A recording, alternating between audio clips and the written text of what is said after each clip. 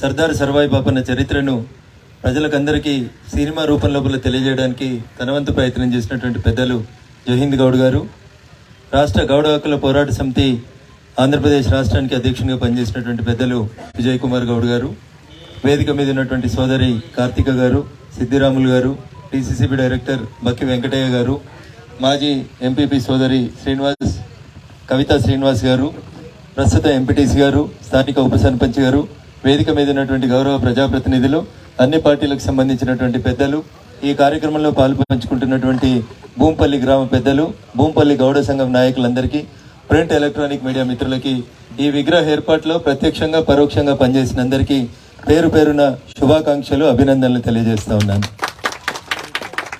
సర్దార్ సర్వాయి పాపన్న చరిత్రను నాకంటే ముందు మాట్లాడినటువంటి పెద్దలు కొంతవరకు మనందరికీ చెప్పేటువంటి ప్రయత్నం చేసినారు.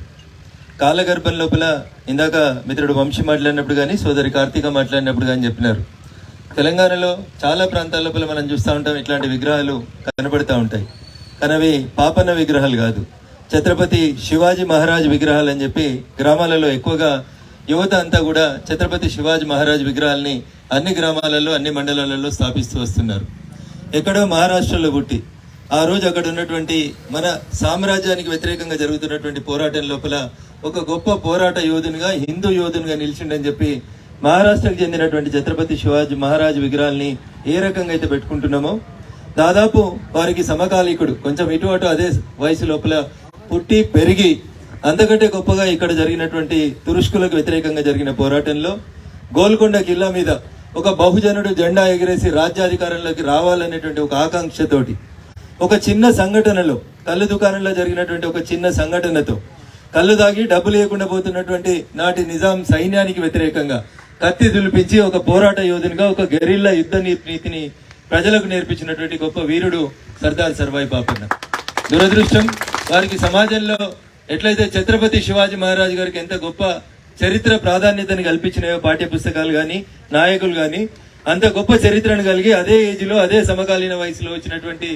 రాజులలో ఒక గొప్ప రాజు అయినటువంటి సర్దార్ సర్వాయి పాపన్న చరిత్రను భావితరాలకు తెలియజేయడం వెనకాల అందరి పొరపాటు ఉంది. భవిష్యత్తులో అట్లాంటి తప్పిదాలు జరగకుండా మిత్రుడు విజయ్ కుమార్ లాంటి వాళ్ళు చేస్తున్నటువంటి పోరాటం వల్ల భావితరాలకు అట్లీస్ట్ సర్దార్ సర్వాయి పాపన్న చేసినటువంటి పోరాటం, అసలు బహుజనులు అంటే ఎవరు, బహుజనుల హక్కుల కోసం ఎందుకు కొట్లాడాలి, జనాభాలో 155% కంటే ఎక్కువ ఉన్నటువంటి బహుజనులకి రాజ్యాధికారంలో వస్తున్నటువంటి వాటా ఎంత,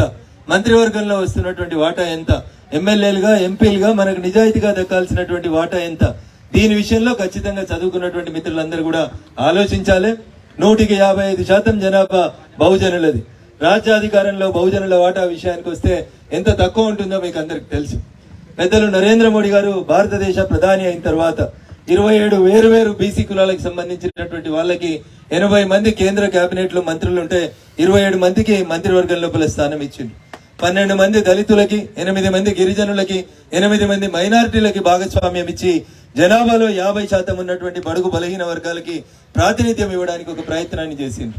అట్లే ప్రతి దాంట్లో, ప్రతి లోకల్ బాడీ దగ్గర నుంచి మొదలుకుంటే అన్ని రాష్ట్రాలలో, అన్ని రాజ్యాధికారాలలో కూడా బహుజనులకు ఖచ్చితంగా 150 స్థానాలు దక్కేంత వరదాకా బహుజన చైతన్యం రావాలి. అట్లా రావాలంటే చదువుకున్నటువంటి మిత్రులంతా కూడా మాట్లాడడం మొదలు పెట్టాలని చెప్పి నేను ఈ సందర్భంగా వారికి అందరికీ తెలియజేస్తూ,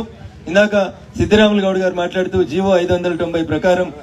560 ప్రకారం ప్రతి మండల కేంద్రం లోపల మాకు ఒక 5 ఎకరాల స్థలాన్ని ఇచ్చి ఈతవనాలు పెంచడానికి సహకరించాలని చెప్పారు. ఖచ్చితంగా మీరు చెప్పినటువంటి ఈ మాటని మా పార్టీ మేనిఫెస్టోలో పెట్టించేందుకు ఖచ్చితంగా ప్రయత్నం చేస్తాను.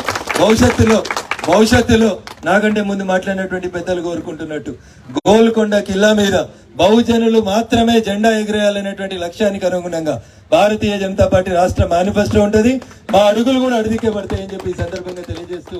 ఈ వేదిక రాజకీయాలకు వద్దన్నారు కాబట్టి ఇంతటితో నాకు అవకాశం ఇచ్చిన